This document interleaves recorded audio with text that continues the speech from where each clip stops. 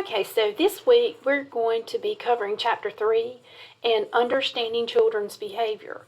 So before we can work with children and understand them, we've got to understand where they're coming from in terms of child development, how they're developing. And some things to keep in consideration is children have individual patterns and rates of development. We can't expect children to develop all the same way. And we have to avoid comparing children.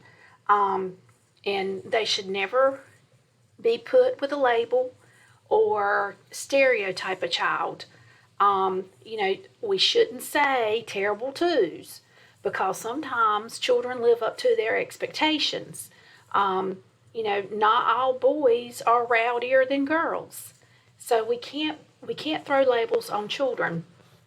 Some other things to remember when children are developing and they're growing, what gives them the foundation is trust. Trusting others, trusting the adults in their life to protect them, to love them, to guide them. And some things, in this chapter that they point out is like toddlers. Again, like I said just a moment ago, sometimes we say the terrible twos, but toddlers are just kind of in a struggle because they don't think they're a baby, but they can't quite do some things by themselves yet, so they're constantly in a struggle.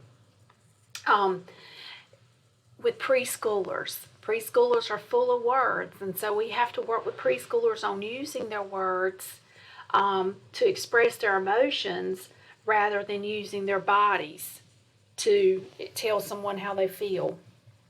A